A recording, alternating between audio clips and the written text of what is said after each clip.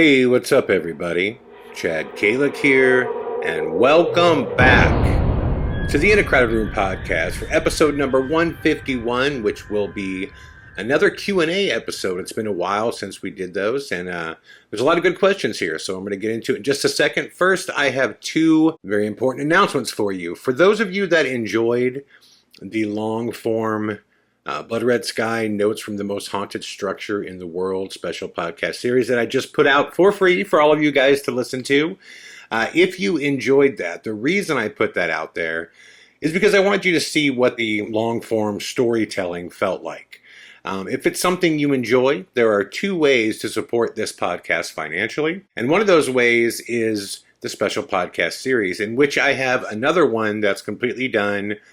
You'll get all 11 episodes at once, and that is American Ghost Hunter, The Devil in the Details, which really details everything about my childhood in my home in Persia. It actually starts right before we moved there, and it ends right when I head off to college. Unlike the Blood Red Sky podcast, which has a lot of humor and it's very intense, the American Ghost Hunter, Devil in the Details special podcast series is very dark, very emotional.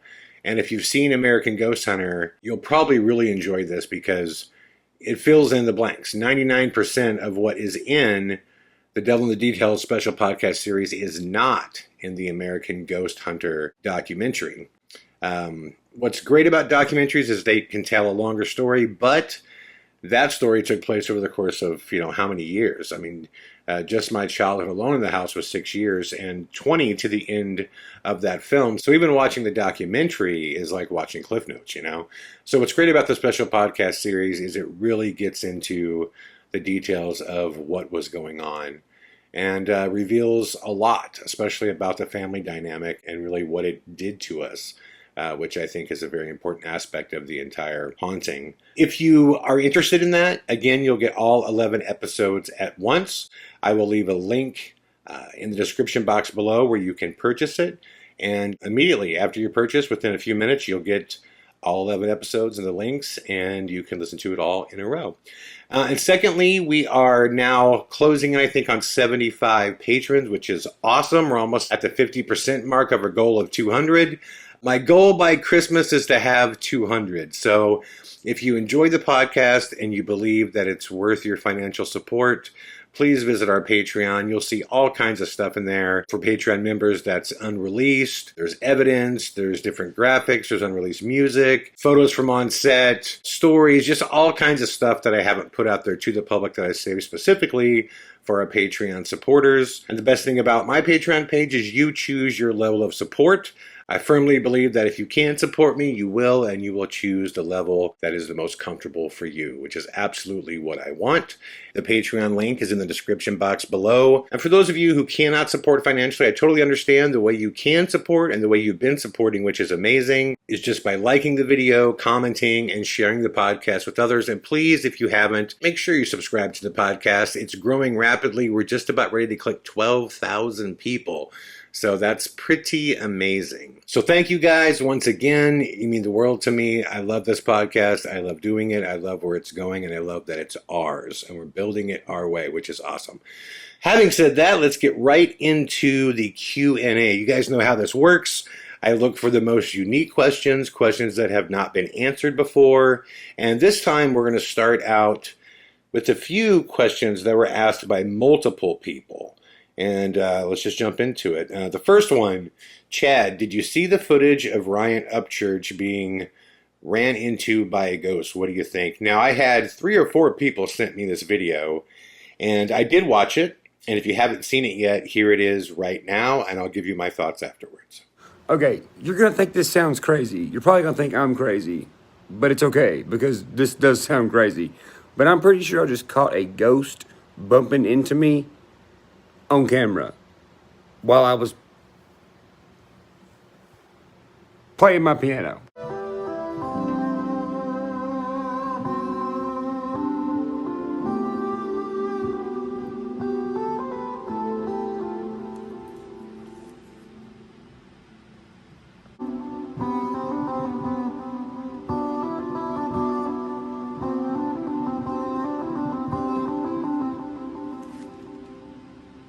What the hell is that noise?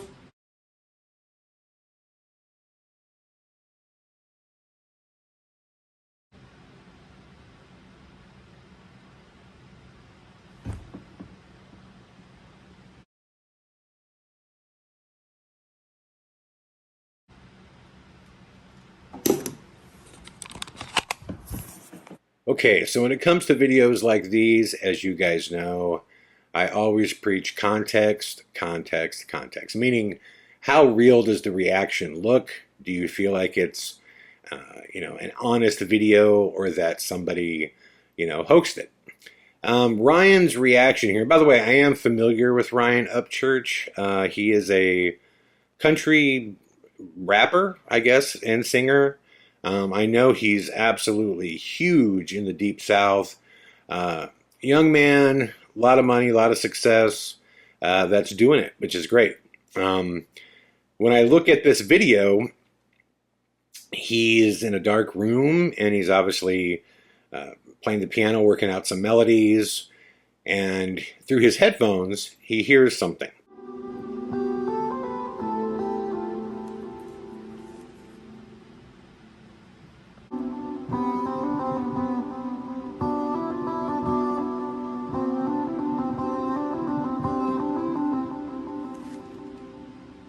What the hell is that noise? By the way, this is very common in haunted places. Billy Bob Thornton famously bought Slash's house, which is known to be haunted, and Billy Bob Thornton recorded a record there in which he captured all kinds of EVPs, he claims, which actually caused him to move and sell that house as well. So this isn't the first time I've heard of capturing voices or hearing voices through headphones at a recording studio. Now, I know Upchurch he just bought Kid Rock's house. I know that because it came up on my recommended a while ago. But I know he also has a place called the Ghost Ranch. I don't know if he's at the Ghost Ranch, which is known to be haunted, according to him, or if he's at his new place. But he clearly hears something through his headphones here, and he reacts to it. I wish we could hear what he heard. We can't, so I can't really comment on what he's hearing. I think the most impressive thing here, or at least the thing that jumps out, is you see him kind of jerk. Like he's saying something pushed into him or ran into him.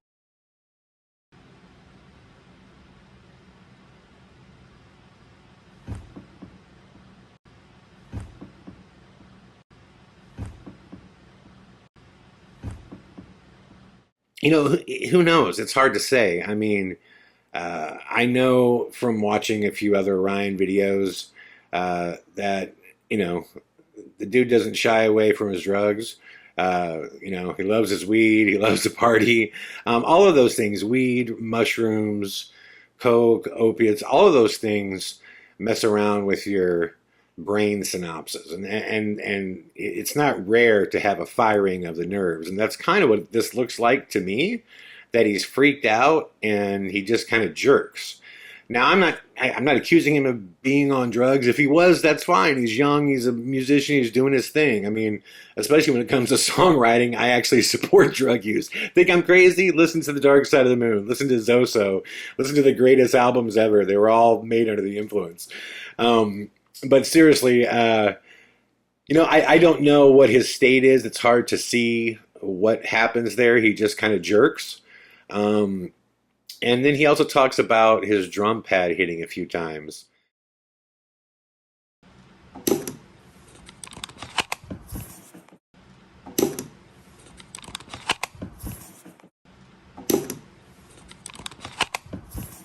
That's a little less easy to make out. I do hear something, so I guess I'll take his word for it.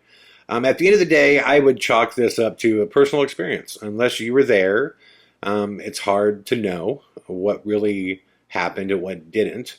I don't think he's faking it. I think he fully believes this experience is real. And in a lot of ways, that's the same as a real experience if you're him, right? If you think and believe, perception is reality. But something weird was going on. But, again, it's just hard to tell because he has headphones on. You don't know who's in his house. You don't know who walked in the front door. You don't know if he has a dog running around. You don't know. You have no idea. whatever he's hearing, he believes that he shouldn't have to. But he yells, "What was that sound?" So I'm assuming he's yelling to somebody else in the house that he can't see what they're doing. So, like I said, I would just chalk it up to a personal experience. The jerking of his body. It could be anything.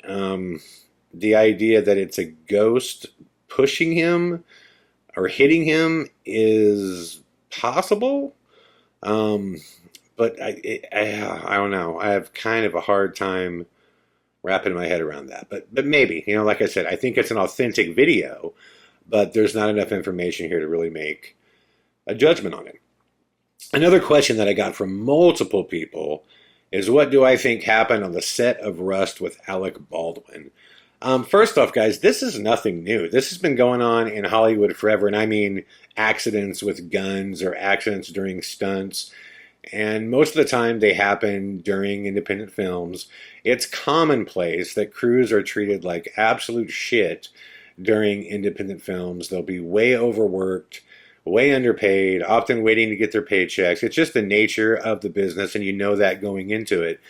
What I'm surprised that the media isn't talking about right now, there's a couple things.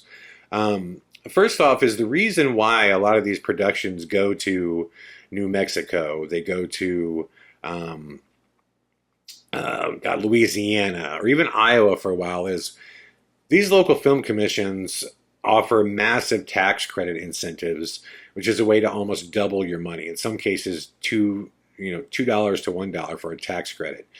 So they go to that state to shoot because they get massive tax credits. So, but what that means is you have to hire local.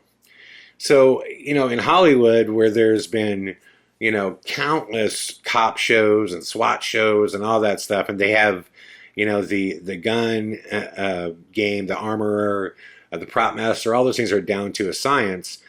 Not so much when you go to like the middle of nowhere, like Iowa or Louisiana, or, they're in the middle of nowhere shooting Rust in New Mexico. You have to hire local.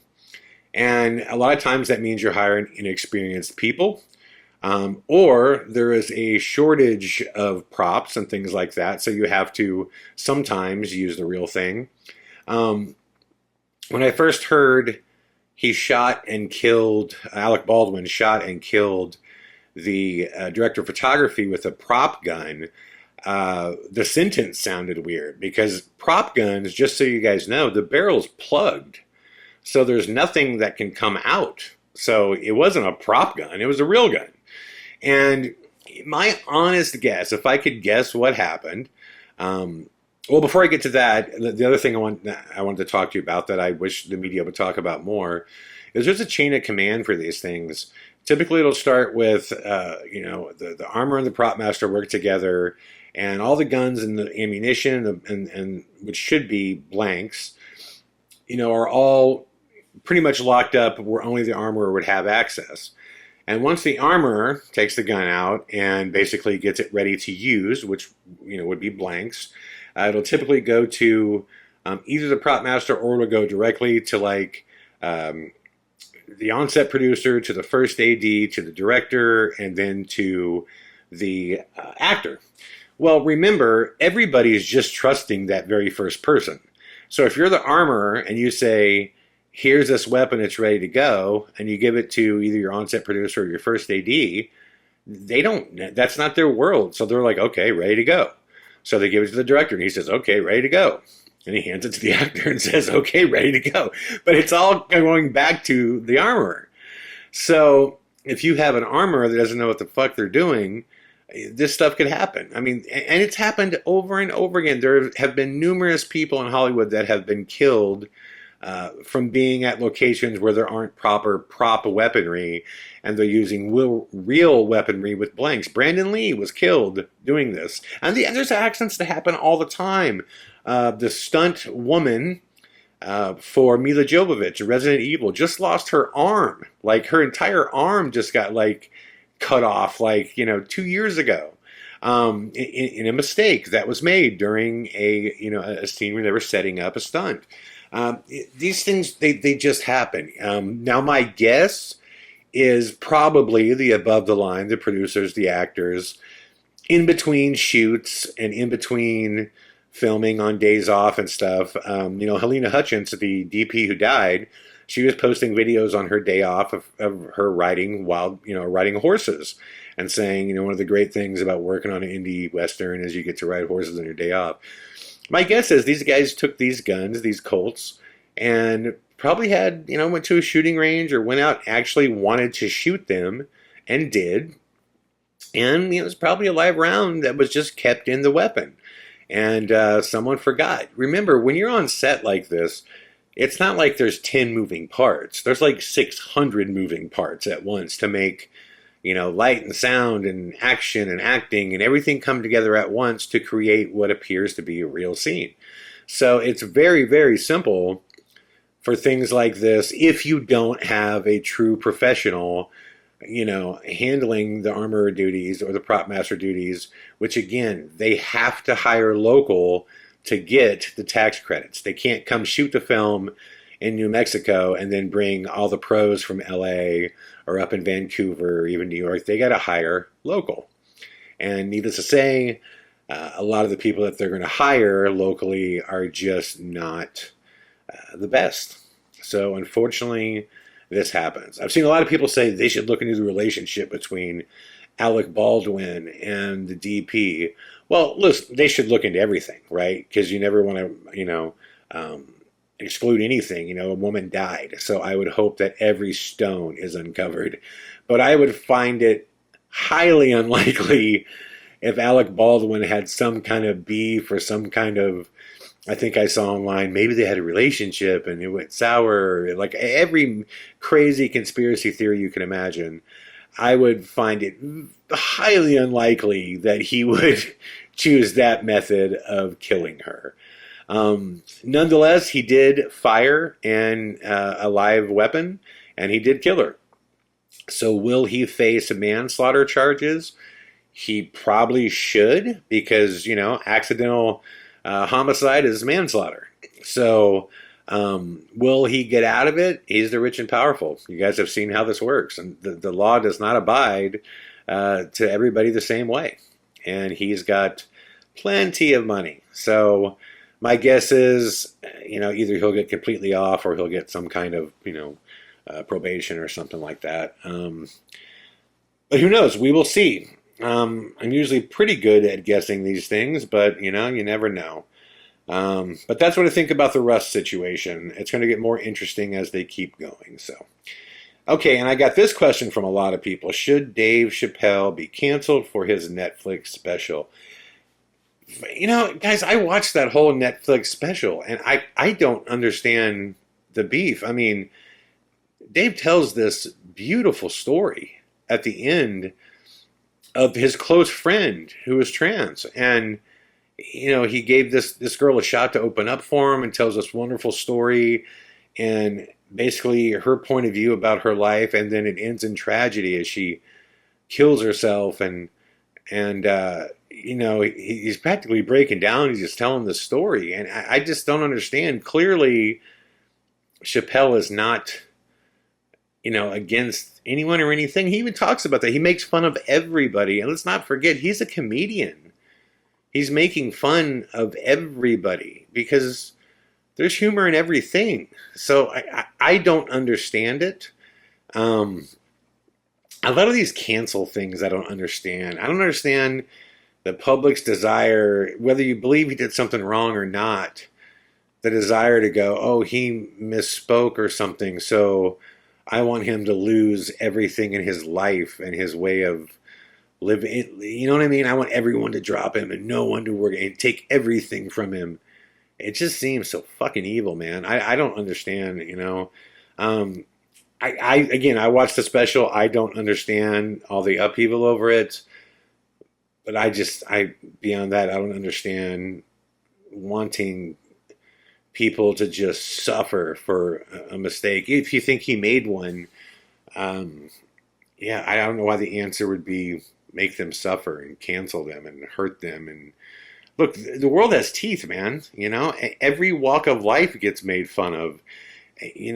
Dealing with that is an important skill set. That was, to me, that was the best thing about college. Is it was the first time I was, thrown into a world with all walks of life, whether it was Japanese or Chinese or black or white or, Indian or whatever. Like being able to work with all kinds of people, gay, straight, trans, and just, seeing the beauty in the fact that we're all just people is one of the most important aspects of life. And part of that is overcoming prejudice and overcoming being labeled. And that's just an important skill set in life. So look, the world's not going to change when it comes to people saying things that may or may not offend you.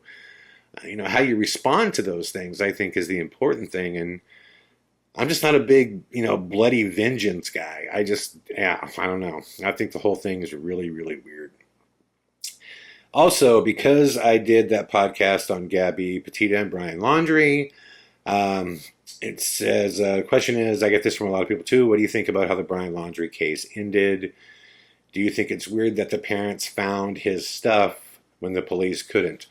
If you guys listen to that episode, I predicted that he would be found dead in that Florida park. Look, if you've ever been down in Florida, like I said in the last podcast about this, that is brutal terrain. Snakes, alligators, mosquitoes the size of butterflies, wild boars. I mean, it's just, I can't imagine. Maybe Bear Grylls could last 3 or 4 days out there. I can't imagine Brian Laundrie could. I didn't think he got out of state unless the dad had some kind of connections we don't know about. Just because you can't really get anywhere in today's world without being tracked. I mean, period. Eventually you got to use some kind of card. You got to make a fire to cook food. You got to buy food. There's only so much supplies you could take with him. So it ended how I thought it would end. I figured he would either, and I still think he probably did, just committed suicide. Now, how he did it, did he take a handful of pills and go to sleep, and then the critters went to work on him? I don't know. But as far as the dad goes, again, I saw everybody acting like that was weird. I didn't think it was weird only because they knew that the family had a burner phone, and so did Brian. And because he hadn't been charged with murder for a long period of time, they knew that they were probably communicating on those burner phones. What I think happened is there just became a long period of time where Brian wasn't calling. And I think his dad knew roughly where he was going to be and went right to it. I don't know. That seems reasonable to me. I don't know of any other explanation beyond the fact that his dad knew, his footsteps and where he was supposed to be. And after a certain amount of time, his dad probably realized that he's probably gone. So he woke up and went looking for him. So, yeah, that's what I pretty much think happened. It ended how I thought. And, that's where I stand on that. Okay, Tom DeVoe from Toronto asks, now that you've had some time to consider everything you experienced at the Jefferson Hotel, if you had to bet on it, do you think the owner is hoaxing paranormal activity at the Jefferson Hotel? My stance is the same. It doesn't really matter what I think. It matters what I can prove. We don't have proof that he did anything to fake the activity. We don't have proof. All the evidence is circumstantial. I was very uncomfortable. I've said my piece on it. Honestly, I don't want to go back and forth with this guy. It's not, in the scope of my life, I've spoken honestly about what occurred. You guys could take that for what it's worth, and I'm moving on. I've just too many things in life that are more important to go back and forth with him. So I just leave it where it's at. It was weird. It was highly suspect. But I don't have proof, so I don't want to say that for sure he did something when there's a possibility that he didn't. But if you haven't listened to that podcast and you want to know the full story, please do. Please go listen to it, and I think you'll probably come to the same feeling that I had, and everybody else with me. So, having said that, let's move on. Jamie Caldwell from Katy, Texas asks, have you ever been accused of faking evidence? If so, how did you handle being accused of something that you know you didn't do? Well, sure. Well, look, if you're going to be in the paranormal world, you're going to be accused of faking evidence. That's just, it's the very nature of what it is. I've always known that. Um, for me, it's real simple, man. I've said it for a long time. It's an old statement my dad said to me a long time ago. The truth holds no fear, man. If you know what you did, and you're on the right side of the honesty wall, then you're straight. I mean, I honestly, I can tell you I swear on the soul of my daughter, I have never faked evidence. So to me, it's that simple. If someone believes I did, it's their right to. Um, Look, what we do is it's like the magic of the world, right? Like we're filming things that people don't understand and things that people can't explain scientifically, which creates paranoia and doubt. I totally get it. That's why I've always said I don't film things because I want to convince people that ghosts are real. I film things because I want people to see why I believe. And, the hope is that they say, either I do believe it and I want to go try it myself, or they go, oh, Chad's full of shit. I'm going to go see for myself. Because I'm pretty certain what will happen if you start going to haunted locations all the time and ghost hunting. You're gonna you're gonna find a lot of things that you can't explain. So that's how I've handled it. It's never really offended me, I guess. I just keep it real. Okay. Sue Mayer, or Sue Mayu, Sue Mayu from Clear Lake, Iowa says, hey Chad, I was recently watching a video about Burning Man, which included a drone flight show at the end of the festival that made me think of the fake alien invasion referenced by Skyfall, as I was shocked by how authentic the drone formations appeared to be once they took shape. If so, I was just wondering if you have seen these types of drone shows before, and do you think this type of technology could be used to fake UFOs in the night sky? I have not seen the one you're talking about, but I have seen them. I've seen videos of them. I saw one live in Vegas one time, and they are impressive, especially from a distance. And what they're talking about is, or what she's talking about is, they'll take hundreds of drones that all have lights on them, LEDs on them, and they're all dialed in where they all simultaneously fly to create images in the sky with LED lights. And it looks absolutely incredible. They can easily be made to look like a massive ship flying through the sky. Now, do I think this type of technology could be used to fake UFOs? Sure. But to be honest, I think the government probably has stuff way better than this. Looking at Project Bluebeam and some of the footage out there with that, that will blow your mind. But good question. Yes, I do think this type of technology can be used to fake UFOs, though. And I think people probably have. So, okay. I love the Joey Jordison Slipknot. I don't have who this is from, but I copied it. I love the Joey Jordison Slipknot episode, so I'm a huge fan of music documentaries. Your stories actually reminded me of the metal version of the documentary Dig. I think you're referring to A Clown Show to Destiny. That's awesome. Thank you.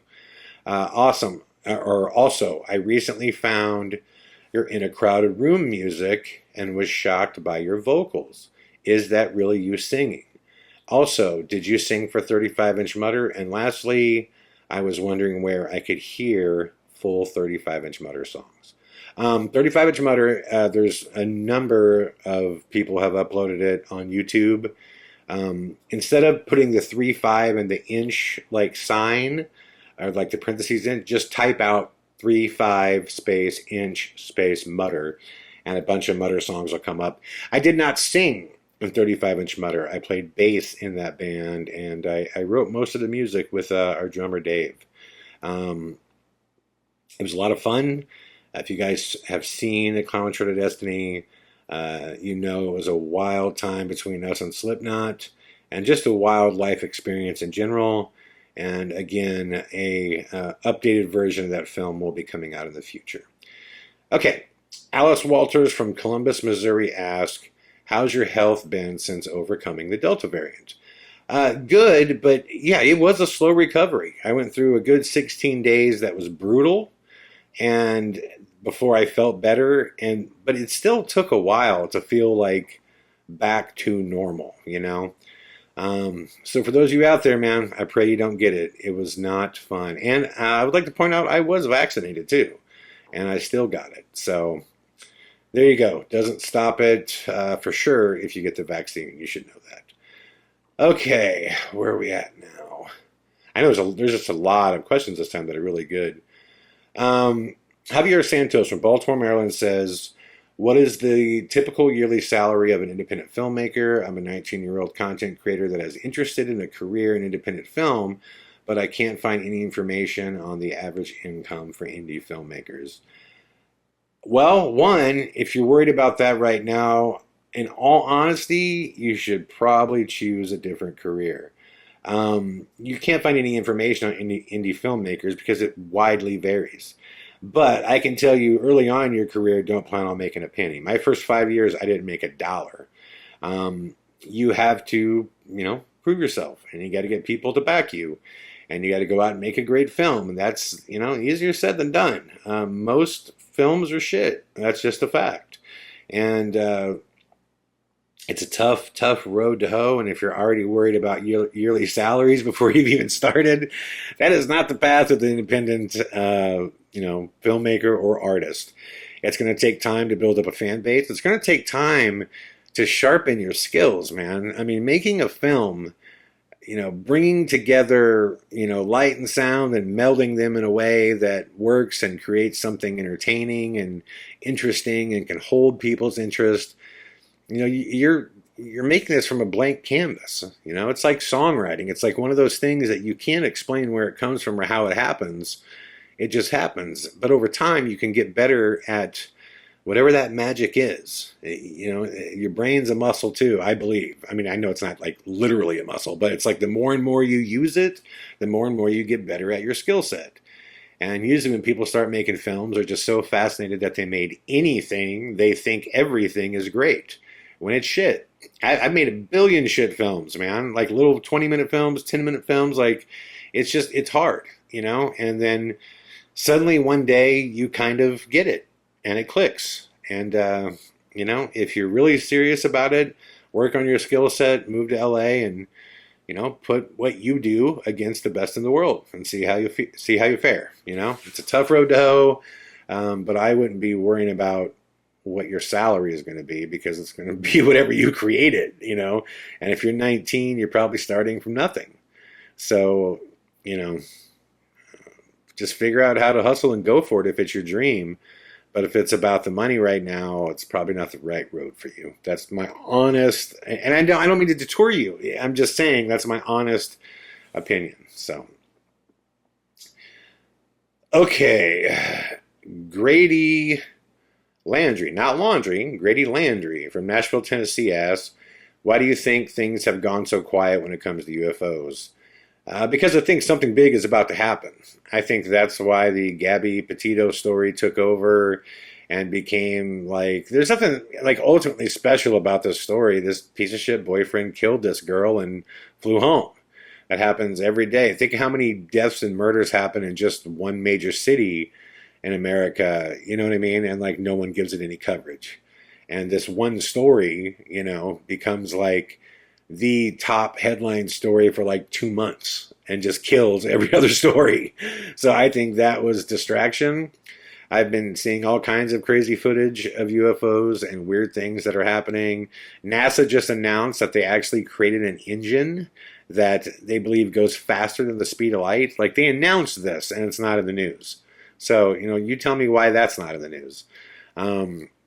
So yeah, there's a lot of things going on. I think that pretty soon something big is going to happen. So, but thank you for the question. I really appreciate it. Okay, let's go to the next one. Okay. Oh, I answered that question, sorry. Kelly Winthrop says, thank you for being honest about your past battles with addiction. I just got my 1-year coin today after a 7-year battle with opiates. My question is, how do you stay clean? Do you work do you work the steps and collect the coins, or do you have another method? I do not collect the coins. I do not have a 12-step process. To me, what keeps me like grounded the most is just focusing on work and spending time with Laura. I mean, that's my work. I mean, I'm an addict to all things, man. Like anything that brings me joy, I'm an addict to. So for me, it was just really about focus. And it's also about just trying to be as healthy as I can. And I didn't do a good job when I was younger of just taking care of myself, um, for reasons that, yeah, I guess I don't want to talk about. I've always had a hard time like loving me. I mean, it's very easy for me to put other people in front of me and care about them more than myself. And it just got to the point where I needed to really focus on me and my health, and as long as I do that and focus on work and spend time with people I love, that works for me. The key to it all, I've said this over and over again, the key to it all, you just got to find something you love more than the high, and if you don't have that, because the high is pretty damn good.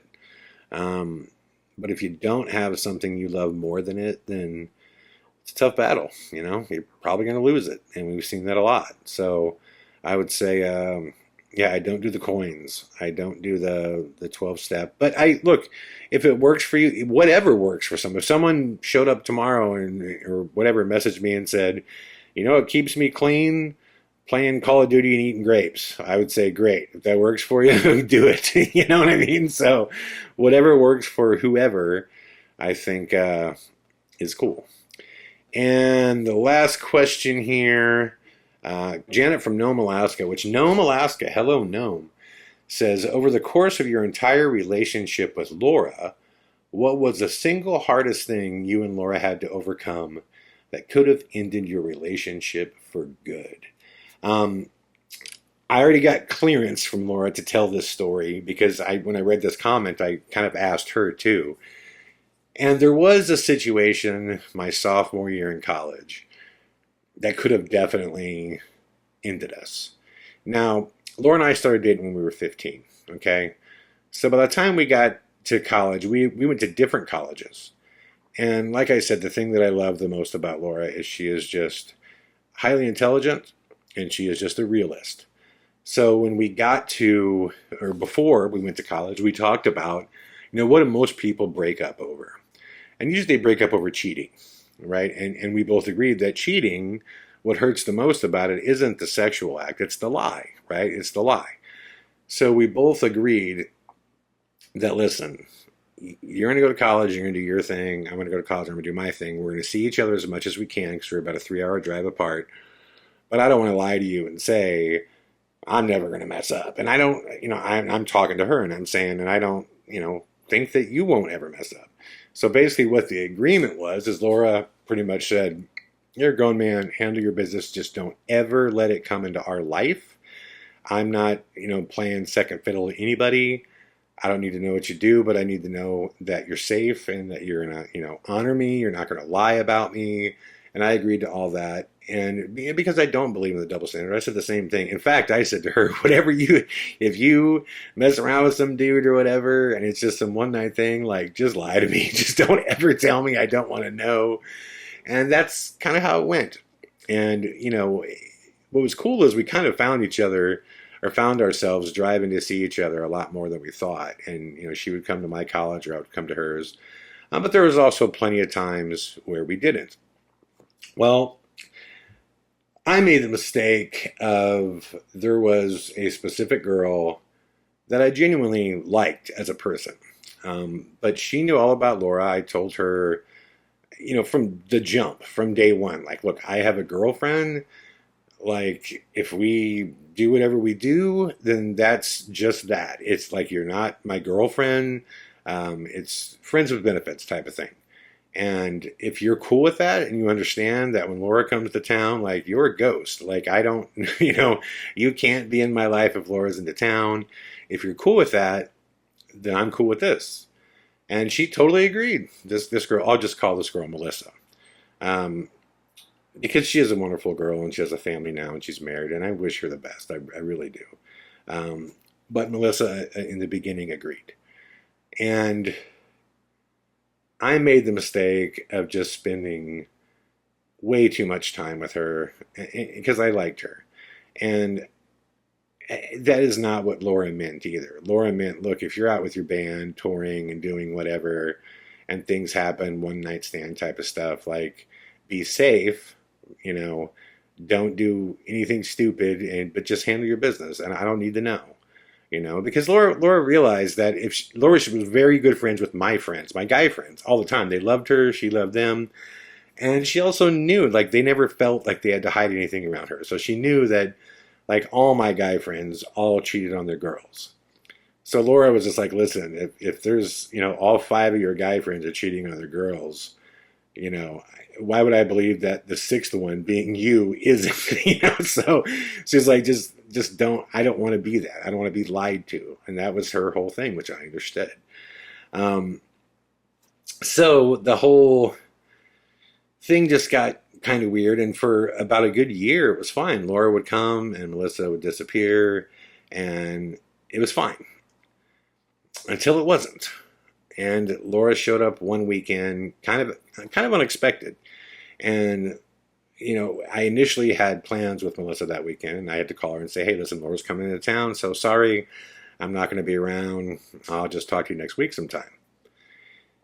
And it's funny. I should have known it because I remember her on the phone saying, what about her is so much better than me?" And I remember just thinking, "Ooh, that's a bad question. Like that sounds really competitive, and that's not what I wanted to hear." So, anyways, that night. Oh, by the way, I should also follow this up with, I am just not a PDA person. I'm not a public display of affection guy, except with Laura. I love Laura. I always just felt comfortable with Laura, and because she was my girl, I always felt comfortable with, a kiss in public or, whatever, holding hands, anything like that. But outside of her, that just never happened. I just, when it comes to, especially being a young man and other girls and things like that, I could never go there. I could like someone and I could have even a sexual relationship with them, but not, I'm just, again, for reasons that I know now as an adult, I just don't attach heartstrings to sex. And the reason is, look, you can choose to have sex with anybody. You can't choose to love anybody. Loving someone is a very innate thing. So I just put that right up there with cheeseburgers, man. Like, to me, sex is like that. Like, it's a cheeseburger. I'm hungry. I want a cheeseburger. Like, that type of shit, which Laura's heard me say it before, and she had a laugh at it. But Laura and she came to town, and Laura and I went out with a bunch of friends. And all of a sudden, at the first bar we're at, I see Melissa. And she's giving me the death stare. And she's giving Laura the death stare. And Laura doesn't know this girl. She doesn't know who he is. But even Laura picks it out and says to me at the first bar, who the fuck is that? That's staring at us like a, vulture. And I'm like, it's this girl, Melissa. And that's all I said. And Laura looks back. She looks back at me and she goes, "Jesus, Chad." I'm like, let's just go to a different bar, okay? So we go to a different bar. A few minutes later, Melissa shows up. Same thing. She knows all my friends too, all my guy friends. Melissa does as well. So she's bobbing and weaving, keeping just enough distance where we can't communicate, but still enough distance where she's communicating through her stare. And it's really starting to piss Laura off. And, but I calm Laura down. I'm like, "Hey, listen, it doesn't matter. I'm with you. It's just whatever. She's acting weird. I don't know what's going on, but it is what it is." To make a long story short, at the end of the night, everybody is pretty drunk. Again, we're 19 years old, like sophomores in college, or 20 maybe. And we go outside, and right when I go outside, I'm walking with Laura on the sidewalk, and my buddy, Mike Dolan, who also knows this Melissa girl, happens to be standing with Melissa outside. And Mike's drunk, and he's not even thinking, and he says, "Yo, man, you want to come back to my place for some after hours? We're all meeting up." And Laura says, "Nope, Mikey, he's coming home with me." And Melissa says, "Well, why don't you let him choose where he wants to go?" And I saw the devil come out of Laura. Laura attacked her on the spot. I am like, what the fuck? Man, there was just hair flying. There was everything.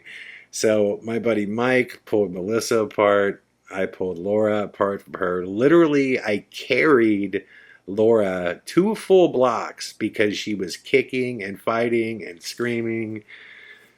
And I got to the car, and Laura, man, Jesus, I've never seen her so angry. She laid into me like, look, and rightfully so, man. You know, she gave me enough rope to be me, and I took enough to hang myself. And I learned a lot from it, man. You know, I learned a lot from that whole experience, and I didn't know, I really didn't know if we were going to make it. You know, thankfully, it was a long weekend. For some reason, Laura didn't have to be back until Tuesday or Wednesday to her college. So we spent the next couple of days really talking about it, and I was honest with her, and you know, look, I fucked up. I spent way too much time with this girl, and I didn't spend time with her because, you know, she was so sexually amazing. I liked her. I thought she was cool, but you know, if I'm going to compare really liking someone to Laura, I mean, there was no comparison. But that's not how Melissa viewed it, and I realized that was my fault too, because look, I'm a little defective, like I said, when it comes to the heartstrings and sex. But if you sleep with someone long enough, they're going to develop feelings, especially this girl specifically. And I knew it, and I kept acting like, well, it doesn't matter. I told her in the beginning. She knows the guy. All that shit goes out the window when you're talking about emotions.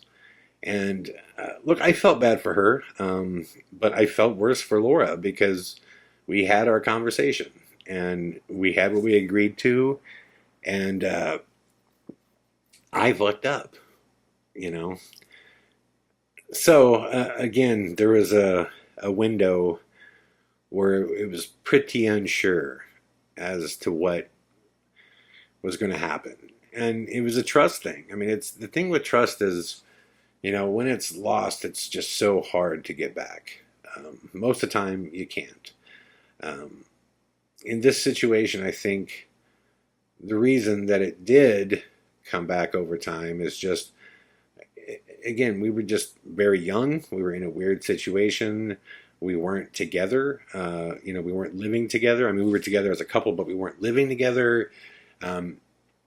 It was just a very weird situation with all kinds of external factors. And I was honest with her about everything that happened. I didn't try to lie my way out of it. I mean, pretty obvious, you know, what occurs on the street. What occurred made everything very obvious. And I didn't know if we would make it through that. I really didn't. And I was, man, talk about, you know, I'd always heard stories of guys that would have these terrible breakups, and they would be so sick they couldn't eat or they couldn't drink or they couldn't, you know, do anything. And I always thought, man, grow up, pussy. You know what I mean? It's just like, get over it, you know? Oh, I suddenly knew what that felt like. And Laura didn't even break up with me. I mean, she was discussing the potential of it, and man, she had me fucked up, man. I mean, that was about the sickest I've ever felt in my life, because I'm thinking, man, for a girl that I didn't even love, that I just liked, I'm going to lose this incredible human being that, you know, is my soulmate, you know, because I just got too comfortable, man, and just, you know, believed that just because I laid down these guidelines to Melissa, then anything that happened would be her fault, not mine. And, you know, it was a big lesson, and don't lie to yourself. And look, man, if you have an agreement with somebody, you stick to that agreement. If you care about them, you know, that will obviously come to light, and you'll make it work in the end. And thankfully, in the end, we did make it work, and we were able to rebound from that. But to answer your question, that was a time I had just never seen The vicious animal that came out of Laura, holy shit. I have never seen a woman go from zero. It was like a scale of 1 to 10. Laura went from like 0 to 100. Like, before Melissa finished that sentence, Laura was a rabid jackal. Just, I mean, I can laugh about it now. At the time, I was not laughing. I was terrified. But good Lord, that was something else. Um, and I cleared this story, so Laura said that she was okay with me telling it, just so you guys know, because it's got a lot of personal information. But I always want to be honest with you guys, man. That's why I started this podcast, and we're all adults, so hopefully we can communicate like adults. But anyways, thank you all for the questions, guys. Awesome questions this time. I know it's been a long time since we did a Q&A. I do enjoy these, so as always, feel free to email me any questions you have for the next one at aghsoldiers@me.com, or leave your questions in the comments or on my Instagram at aghchad, or on my Facebook, which is facebook.com/Chad Calek. And I will pick the most unique ones. If I didn't get to your question this time, I may get to it next time. And last but not least, like I said, please visit our Patreon. If you think this podcast is worthy of your dollar, that would mean a lot to me. My goal is 200 patrons by Christmas. We've got about 75 right now. And remember, the point of this getting to 200 is to hire an editor to handle all of the editing, so we can do 6 new episodes every week, every night, released at 6 p.m. And at 200 patrons, we'll pretty much have what we need. If we're a little over, a little short, then I'll make it work. But that'll put us about what it costs to hire someone. So thank you guys once again. Much love, man. You're the most loyal, awesome audience in the world, and I sincerely appreciate you guys supporting the Uncrowded Room podcast and spreading the word. And yeah, man, much love, everybody, and I will be back tomorrow with more. All the best.